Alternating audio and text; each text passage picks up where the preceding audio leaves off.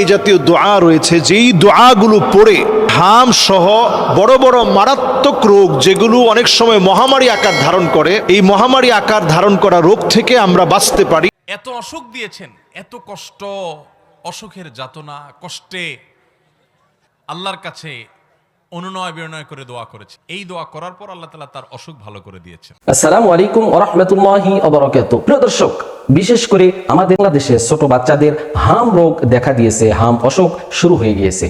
আসলে কোরআন ও হাদিস এই হাম রোগ বিষয়ে কোরআন ও হাদিস আমাদেরকে কি বলে, এই হাম রোগ থেকে মুক্তির জন্য কোরআন ও হাদিস কি দোয়া বলেছেন, কি আমলের কথা বলেছেন, যে হাম রোগ সহ অন্যান্য জটিল রোগ থেকে আমরা কোরআনের ও হাদিসের এই আমলগুলি যদি করে থাকি, ইনশাআল্লাহ আল্লাহ তাআলা আমাদেরকে শাফায়ে আজিলা কামিলা দান করবেন এবং আমাদেরকে সুস্থতা দান করবেন। সেই আমলগুলো কি কি, চলুন আমরা জেনে আসি।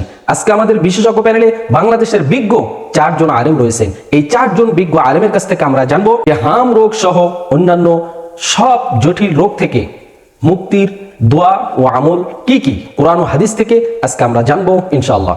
আজকে আমাদের বিশেষজ্ঞ প্যানেলে যে সমস্ত আলেমরা রয়েছেন, 1 নাম্বার শাইখ আব্দুল হাই মোহাম্মদ সাইফুল্লাহ, 2 নাম্বার শাইখ মতিউর রহমান মাদানী, 3 নাম্বার জনপ্রিয় স্কলার শাইখ আহমদুল্লাহ, 4 নাম্বার ডক্টর সাদিকুর রহমান আজহারি। প্রিয় দর্শক, চলুন আমরা একে একে তাদের বক্তব্যগুলি শুনে আসি। আমরা শুরুতে শাইখ আব্দুল হাই মোহাম্মদ সাইফুল্লাহর বক্তব্যটি শুনে আসি। আমাদের বাচ্চাদের মধ্যে ছড়িয়ে পড়েছে, যেটিকে আমরা হাম বলতেছি বা এটাকে রুবেলাও বলে। তারপরে এই ভাইরাসের সবচেয়ে পাওয়ার যেটা, সে সাময়িক সময়ের জন্য বাচ্চার ইমিউন সিস্টেমকে নাই করে দেয়। কোনো রোগ প্রতিরোধ করার মতো তার আর কোনো ক্ষমতা নেই, এইরকম একটা অবস্থা করে ফেলে। এই ভাইরাস ভিতরে যায়, তখন ওই বাচ্চার আর এইটা থাকে না। তখন প্রথম গায়ের মধ্যে র্যাশ উঠে যায়, গা দিয়েই প্রথম আক্রান্ত হয়, এরপরে শ্বাসকষ্ট হয়, তারপরে সর্দি হয়, তারপরে ব্রেনের মধ্যে আক্রান্ত হয়, নানান কিছু হয়। আস্তে আস্তে আবার ওইটার প্রতিরোধ ক্ষমতা যখন বৃদ্ধি পায়, তখন সেই বাচ্চা আবার সুস্থতার দিকে যায়।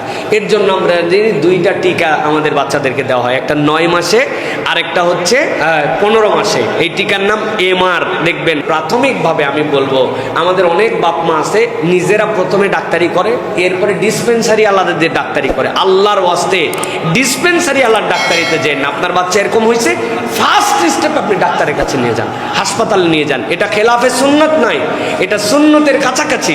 নবীজি সাল্লাল্লাহু আলাইহি ওয়াসাল্লাম যে বিষয় বিশেষজ্ঞ, সেই বিশেষজ্ঞ অনুযায়ী ট্রিটমেন্ট নিতে বলেছে। আল্লাহ নবী সাল্লাল্লাহু আলাইহি ওয়াসাল্লাম তো অনেককে থুতু লাগাই দিয়েছেন চোখে, আল্লাহ রাসূল সাল্লাল্লাহু আলাইহি ওয়াসাল্লাম রুকিয়া করে দিয়েছেন, কিন্তু নবীজি বলেন অমুক ইহুদি হার্টের রোগ বিশেষজ্ঞ, বুক বুঝে তুমি তার কাছে যাও। সাহাবীকে পাঠাইছেন তার কাছে ট্রিটমেন্ট নেওয়ার জন্য। সুতরাং ট্রিটমেন্ট ডাক্তার দেখানো খেলাফে সুন্নত নয়, তাওয়াক্কুলের খেলাফ নয়। আল্লাহ ভালো করবেন, কিন্তু আপনাকে ট্রিটমেন্টে যেটা প্রপার ট্রিটমেন্ট, এটা নেন, ডাক্তারের পরামর্শের কাছে চলে যান এবং ঘাবড়ানো যাবে না। আমরা প্যানিক করে ফেলি অনেক সময়। একটা বাচ্চার যখন এরকম ইমিউন সিস্টেম দুর্বল হয়, ডাক্তার তখন দেখার চেষ্টা করবে তার হিস্ট্রি কি, তার কোন দিকে দুর্বলতা আছে। শ্বাসকষ্ট থাকলে শ্বাসকষ্টের ট্রিটমেন্ট শুরু করবে, জ্বর আসলে জ্বরের ট্রিটমেন্ট শুরু করবে। আমরা যদি এরকম না করি, তাহলে আমাদের জন্য এটা ক্ষতি হবে। পিতামাতার জন্য বলবো, বাচ্চা কাচ্চাকে সাথে একটু দোয়া করেন বাচ্চা কাচ্চার জন্য। আল্লাহ রাসূল সাল্লাল্লাহু আলাইহি সাল্লাম সবচেয়ে বড় দোয়া শিখিয়েছেন, আপনি দোয়া করবেন আল্লাহুম্মা রাব্বান নাস আযহিবিল বাস। হে আল্লাহ, আপনি তো প্রতিপালক মানুষের জন্য। আযহিবিল বাস, আল্লাহ কষ্টকে দূর করে দেন। ওয়াশফিহি, আল্লাহ আপনি শিফা দান করেন। আনতা শাফি লা শিফা ইল্লা শিফাউ, আপনি ছাড়া তোর শিফা দেওয়ার কেউ নাই। পূর্ণ শিফা, যেই শিফার দ্বারা সে আরোগ্য লাভ করে। এরকম করে এই দোয়াগুলাও আপনাকে করতে হবে। সকাল সন্ধ্যার যেই সকল আজকার আছে এইগুলা পড়বেন, বাচ্চাকে ফু দিবেন, ডাক্তারের ট্রিটমেন্ট নেবেন, সাথে সাথে রুকিয়া করবেন। সূরা ফাতিহা করে তার জন্য একটু ফু দিবেন। সূরা ফাতিহা পানির মধ্যে দম করে তাকে একটু করে খাওয়ানোর চেষ্টা করবেন। আল্লাহুম্মা রাব্বান নাস আযহিবিল বাস ওয়াশফিহি আনতা শাফি লা শিফা ইল্লা শিফাউ শিফাআন লা ইউগাদিরু সাকামা। এই দোয়াগুলা করে যে কোনো রোগ থেকে আরোগ্যের জন্য যখন আক্রান্ত হবেন, অসুস্থ হবেন, তখন কি করবেন? সূরা ফালাক নাস পড়ে রুকিয়া করবেন, শরীয়ত সম্মত রুকিয়া। শেফার ক্ষেত্রে সহিহ বুখারীতে হাদিস রয়েছে, হাদিস নম্বর 4629, মা আয়েশা রাদিয়াল্লাহু তাআলা আনহা থেকে বর্ণিত, বলছেন রাসূলুল্লাহ সাল্লাল্লাহু আলাইহি সাল্লাম কানা ইযা ইশতাকা, যখনই অসুস্থ হতেন, যখন অসুস্থ হতেন, যে কোনো অসুস্থ শারীরিক, দিনের ক্ষেত্রে, হৃদয়ের অসুস্থতা নয়, অসুস্থতা একটা আছে যে আমরাজুল কুলুব, সেটা হচ্ছে ধর্মীয় ক্ষেত্রে রোগী হওয়া। ধর্মীয় ক্ষেত্রে রোগী কারা? ভ্রান্ত ধর্মকে সহি ধর্ম মনে করে তারা হচ্ছে রোগী। আর যারা বিধর্মী ধর্মকর্ম করে না, দিন ইসলাম পালন, তারাও রোগী। জি, সবগুলি রোগী। কিন্তু তো ওই দিকটা বাদ দিয়ে এতটা জেনে নিলেন যে কলবের, হার্টের, হৃদয়ের কিছু রোগ রয়েছে, হ্যাঁ জি, আর কিছু রয়েছে মানসিক, মাইনে অনিদ্রা, অশান্তি, হ্যাঁ। তো এই এক রোগ। আর এক রোগ হচ্ছে আল মারজুল জাসাদি, শারীরিক রোগ, দৈহিক রোগ। তো নবী সাল্লাল্লাহু আলাইহি ওয়াসাল্লাম এজাস্তাকা সাধারণত বলা হয় কোন ক্ষেত্রে? যখন শারীরিকভাবে অসুস্থ হইতেন। তাহলে বোঝা যাচ্ছে যে শারীরিক অসুস্থতার ক্ষেত্রেও সূরা ফালাক নাস দিয়ে আপনি কি করবেন? রুকিয়া শারইয়া করে আপনি শিফার জন্য, আরোগ্যের জন্য সচেষ্ট, হ্যাঁ, ওষুধ নেওয়ার জন্য, ট্যাবলেট, ইঞ্জেকশন নেওয়ার জন্য। কিন্তু কোরআনের আমরা রুকিয়া করি না। শারীরিক রোগের ক্ষেত্রে এটা। বাকি মানসিক অশান্তির ক্ষেত্রে তো জিকরুল্লাহ বড় চিকিৎসা, আর জিকরুল্লাহর অন্তর্ভুক্ত সূরা ফালাক নাস, ওটা তো আছেই। তাহলে বোঝা গেল 3 রকমের রোগ।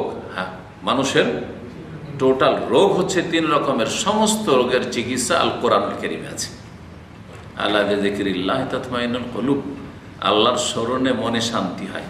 মনে অশান্তি হইলেই অনিদ্রা হয়। মনে অশান্তি হইলেই তো মানসিক, হ্যাঁ, ভাবে রোগী হয়ে যায়। মনে অশান্তি হইলেও তো পাগল হয়ে যায়। যেই সূরাগুলি দ্বারা আশ্রয় গ্রহণ করতে পারেন আপনি, তখন 3টি সূরা বুঝাবে। কি? সূরা ইখলাস, ফালাক, নাস। জি, যদিও ইখলাসে আউযু শব্দ নেই, কিন্তু সূরা ইখলাস হচ্ছে তৌহিদের সূরা, ইখলাসের সূরা। আল্লাহর জন্য আপনি তৌহিদকে খালিসভাবে প্রতিষ্ঠা করার অঙ্গীকার করছেন, ঘোষণা করছেন, আল্লাহু আহাদ। এজন্য সূরা ইখলাস হচ্ছে মুআওয়াযাতের অন্তর্ভুক্ত। পড়তেন এই 3টি সূরা, ওয়ানফুসু, এবং কি করতেন? ফুঁক দিতেন, দম করা। রাসূলুল্লাহ সাল্লাল্লাহু আলাইহি ওয়াসাল্লাম ব্যাধি খুব বেড়ে গেল যখন মৃত্যুসজ্জায়, শেষ অসুস্থতায়, আর খুব বেশি অসুস্থ হয়ে পড়লেন। তখন রাসূলুল্লাহ সাল্লাল্লাহু আলাইহি ওয়াসাল্লাম এর চিকিৎসার প্রয়োজন, কোরআন দিয়ে। কুনতু আকরা আলাইহি, তখন আমি পাঠ করতাম। যখন মানুষ খুব বেশি অসুস্থ হয়ে যায়, তখন মনটা ভালো থাকে না। মা এসে বলছেন আমি পড়তাম এই সূরাগুলি, সূরা ইখলাস, ফালাক, নাস আমি পড়তাম। ওয়া আমসাহু বিয়াদিহি, আর পড়তেন মা আয়েশা রাদিয়াল্লাহু আনহা, আর রাসূলুল্লাহ সাল্লাল্লাহু আলাইহি ওয়াসাল্লামের হাতে ফুঁক দিয়ে হাতটা কি করতেন? বুলিয়ে দিতেন। নবী সাল্লাল্লাহু আলাইহি ওয়াসাল্লামের মোবারক শরীরে ফিরিয়ে দিতেন, রাসূলুল্লাহ সাল্লাল্লাহু আলাইহি ওয়াসাল্লামের হাতের বরকতের আশায়। যে অসুস্থ হলেন আপনি পাঠ করবেন সূরা ইখলাস, ফালাক, নাস, আর তারপরে ফুঁক দিবেন। ফুঁক দেওয়ার পরে গায়ে হাতে গোটা। আইয়ুব আলাইহিস সালামের এই দোয়াটা পড়বেন। এত অসুখ দিয়েছেন, এত কষ্ট, অসুখের যাতনা, কষ্টে দুর্বিষহ একটা পরিস্থিতির মধ্যে পড়েছে। এত কষ্ট ছিল, এরপরেও ওই অবস্থায়ও আল্লাহর শুকরিয়া আদায় করতেন, আল্লাহর কৃতজ্ঞতা আদায় করতেন, অবনত হয়ে থাকতেন এবং বলতেন রব্বি আন্নী মাসসানিয়াদ-দুররু আনতা আরহামুর রাহিমিন। আর আপনি তো সবচেয়ে বড় দয়াশীল, সবচেয়ে বড় অনুগ্রহকারী, আমার প্রতি রহম করেন। কোনো অভিযোগ নাই, আল্লাহর কাছে অনুনয় বিনয় করে দোয়া করেছেন। এই দোয়া করার পর আল্লাহ তাআলা তার অসুখ ভালো করে দিয়েছেন। জীবনদের অসুস্থতা কাটে না, তারা আইয়ুব আলাইহিস সালামের এই দোয়াটা পড়বেন, রব্বি আন্নী মাসসানিয়াদ-দুররু ওয়া আনতা আরহামুর রাহিমিন। ও আমার রব, ও আমার পালনকর্তা, আমাকে অসুখে ধরেছে, আর আপনি তো সবচেয়ে বড় রহমশীল, সবচেয়ে বড় দয়ালু, সবচেয়ে বড় মায়ালু, আপনি তো অতিশয় দয়া করেন আল্লাহ, তার মানে আপনি আমার অসুস্থতা ভালো করে দেন। এই দোয়াটা আল্লাহর কাছে নিবেদন করবেন বিনয়ের সাথে, অভিযোগ না, শুকরিয়া আদায় করবেন, সবর করবেন। মানব ইতিহাসে কারোর কাছ থেকে এত কঠিন পরীক্ষা নেওয়া হয় নাই যত কঠিন পরীক্ষা নেওয়া হয়েছে আল্লাহ নবী ইব্রাহিম আলাইহিস সালামের কাছ থেকে। একেবারে শুরুতেই পরীক্ষা। নিজে হলেন তাওহীদবাদী, বাবা হলেন মূর্তি পূজারী। আছে না নাই এরকম? যদি তোমরা আমার শুকরিয়া আদায় করো, যা পাইছো এই পাওয়ার পর যদি শুকর আদায় করো, আল্লাহ বলেছেন নেয়ামত আমি বাড়ায় দিব। ওয়ালা ইন কাফারতুম ইন্না আযাবি লাশাদীদ, আর যদি আমার শুকরিয়া আদায় না করো, কুফরি করো, না শুকরি করো, তো মনে রাখবা আমার আযাব অত্যন্ত কঠিন, অত্যন্ত শক্ত। ভাইরা আমার, কোরআনে কারীমে বহু আয়াতে আল্লাহ রাব্বুল আলামিন এই শুকর সম্পর্কে বলেছেন। তায়াম্মুমের বিধিবিধান দিয়ে আল্লাহ তাআলা বলেছেন লাআল্লাকুম তাশকুরুন, তোমাদেরকে ওযু করতে না পারলে তায়াম্মুম বিকল্প ব্যবস্থা আল্লাহ তাআলা দিয়েছেন যেন তোমরা আল্লাহর শুকরিয়া আদায় করো। ঈমানদার সুখে তো শকর আদায় করবেই, দুঃখেও শকর আদায়। আমাদের চরিত্র হলো সুখ যখন আল্লাহ তাআলা দেন তখন আমরা আল্লাহর শকর আদায় না করে নিজের ক্রেডিট জাহির করি, নিজের কৃতিত্ব জাহির করি। আছে না নাই? যে দোয়া পড়ার মধ্য দিয়ে আমরা হাম থেকে অন্তত আমরা নিজেরা দোয়াগুলো পড়ে বেঁচে থাকতে পারি, আল্লাহ তাআলা আমাদেরকে ভালো রাখবেন, এমন কোনো দোয়া আছে কিনা? হ্যাঁ, ইসলামে এই জাতীয় দোয়া রয়েছে। হাম সহ বড় বড় মারাত্মক রোগ যেগুলো অনেক সময় মহামারী আকার ধারণ করে, এই মহামারী আকার ধারণ করা রোগ থেকে আমরা বাঁচতে পারি। সূরা আম্বিয়ার ভিতরে 35 নং আয়াতে কারিমাতে আল্লাহ তাআলা বলছেন, আল্লাহ রাব্বুল আলামিন পরীক্ষা নেন বিশাররি ওয়াল খাইরি ফিত, কখনো কখনো মন্দ কোনো কিছু দিয়ে আল্লাহ তাআলা পরীক্ষা নেন। এই মহামারীকালীন সময়টা এটা কিন্তু একটা মহামারী আকার ধারণ করেছে।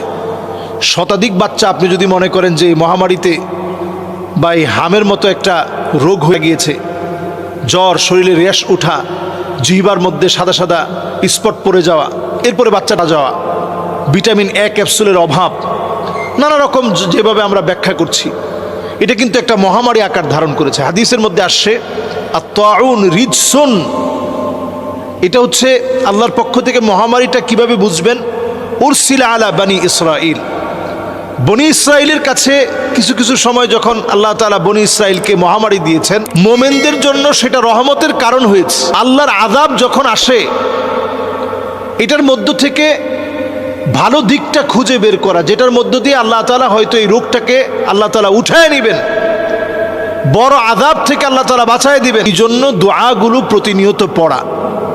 হাম থেকে বাঁচার জন্য যেই দোয়াটা আমি বলবো সবাই পড়বেন, দুইটা দোয়া হাদিসে, দুইটা দোয়া অত্যন্ত গুরুত্বের সাথে উল্লেখ করা হয়েছে।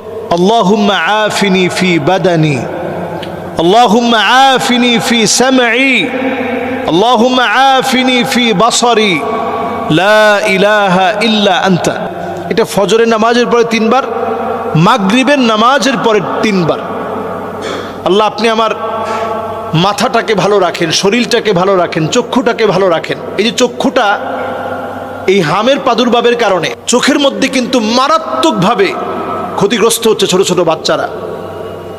তো এই চোখকে হেফাজতের জন্য নবীজি এই দোয়াটা শিখিয়েছেন।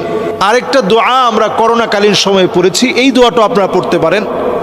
আল্লাহুম্মা ইন্নী আউযু বিকা মিনাল বারাসি ওয়াল জুনুনি ওয়াল জুযামি ওয়া মিন সাইয়্যিল আসকাম। এই দোয়াটাও হাম থেকে বাঁচার জন্য আমরা পড়তে পারি। এই দুইটা দোয়া প্রতিনিয়ত আমরা পড়ি। কোনো বাচ্চার যদি হাম দেখা দেয়, তাহলে ওই বাচ্চার সংস্পর্শে আমরা অন্য বাচ্চাদেরকে না, ইসলাম সজাগ থাকতে বলেছেন, সতর্ক থাকতে বলেছেন। একটা পালের ভিতরে যদি ঘোড়া অসুস্থ হয়ে যায়, তাহলে এই অসুস্থ ঘোড়াটাকে আলাদা করে অন্যান্য সুস্থ ঘোড়াগুলোকে অন্য জায়গায় রাখা। ছোটো ছোটো বাচ্চাদেরকে পর্যাপ্ত পানি পান করানো, তাদেরকে পারলে পানি আপনারা সূরা ফাতিহা, এর আগে 41 বার সূরা ফাতিহা পড়ার আগে 11 বার দরুদ শরীফ, ফজরের নামাজের পরে, ফজরের নামাজের সুন্নতের পরে পারলে সবচেয়ে ভালো। যদি না পারেন তাহলে সুন্নত এবং ফজরের নামাজ পড়ে 11 বার দরুদ শরীফ, 41 বার সূরা ফাতিহা এবং শেষে এসে আবার 11 বার দরুদ শরীফ পড়ে সেই পানিটার মধ্যে ফু দেন। এই সূরা ফাতিহা আপনি পড়ে ফু দেন, এই পানিটা আপনার বাচ্চাকে পান করান এবং তাদেরকে পরিষ্কার রাখার চেষ্টা করেন। যদি তাদের মধ্যে লক্ষণ দেখা যায়, দ্রুত আপনারা ডাক্তারের শরণাপন্ন হবেন। প্রিয় দর্শক, এতক্ষণ আমরা শুনছিলাম বাংলাদেশের বিজ্ঞ 4 জন আলেমের কাছ থেকে যে শিশুদের হাম রোগ এবং জটিল কোনো রোগ থেকে মুক্তি লাভের দোয়া ও আমল কি কি। কোরআন ও হাদিস থেকে আমরা শুনছিলাম যে আমাদের যদি কঠিন রোগ হয় এবং ছোট বাচ্চাদের হাম রোগ থেকে মুক্তি লাভের দোয়া ও আমল কি কি, যে আমলগুলি করলে আল্লাহ তাআলা শাফায়ে আজিলা কামিলা দান করবেন, সেই আমলগুলো কি কি আমরা শুনছিলাম বিজ্ঞ 4 জন আলেমের কাছ থেকে। বা আমরা যদি কোনো কঠিন রোগে আক্রান্ত হয়ে যাই, আমরা যদি অসুস্থ হয়ে যাই, আমরা কোরআনের এই আমলগুলো যদি আমরা করতে পারি, হাদিসের এই আমলগুলো যদি আমরা করতে পারি, ইনশাআল্লাহ আল্লাহ তাআলা আপনাকে সুস্থতা দান করবেন, আমাকেও সুস্থতা দান করবেন। এই জন্য কোরআনের এই বিশেষ আমলগুলি, এই সূরাগুলি আমরা বেশি বেশি আমল করব, ইনশাআল্লাহ আল্লাহ তাআলা আমাদের সবাইকে সুস্থতা দান করবেন। আপনি আমলও করবেন, চিকিৎসাও চালিয়ে যাবেন, ইনশাআল্লাহ আল্লাহ তাআলা আপনার সন্তানদেরকে সকল রোগ থেকে মুক্তি দান করবেন ইনশাআল্লাহ। প্রিয় দর্শক, আমরা এখানে বিজ্ঞ 4 জন আলেমের কথাগুলি শুনলাম। এই 4 জন বিজ্ঞ আলেমের মধ্য থেকে যার কথাগুলি কোরআন হাদিসের দলিল ভিত্তিক মনে হবে, আমরা তার কথাটাই, তার মতটাই গ্রহণ করে নিব ইনশাআল্লাহ। প্রিয় দর্শক, সর্বোপরি আল্লাহ তাআলার কাছে দোয়া করি, আল্লাহ তাআলা আমাদের সবাইকে যেন জটিল ও কঠিন রোগ থেকে, আমাদেরকে সকল অসুখ থেকে আল্লাহ তাআলা যেন হেফাজত করেন। বিশেষ করে যে সমস্ত বাচ্চাদের হাম রোগ হয়েছে, আল্লাহ তাআলার কাছে দোয়া করি আল্লাহ তাআলা তাদের সবাইকে যেন সুস্থতা দান করেন, শাফায়ে আজিলা কামিলা দান করেন। আল্লাহ তাআলা আমাদের সবাইকে যেন কোরআন ও হাদিসের সঠিক পথে আমাদেরকে যেন পরিচালিত করেন। প্রিয় দর্শক, আমরা একেবারে ভিডিও শেষ প্রান্তে চলে এসেছি। আজকের মতো আমি মিনারুল ইসলাম এখানেই বিদায় নিচ্ছি। দেখা হবে অন্য কোনো ভিডিওতে। সে পর্যন্ত সকলে ভালো থাকবেন, সুস্থ থাকবেন। আসসালামু আলাইকুম ওয়া রাহমাতুল্লাহি ওয়া বারাকাতুহু।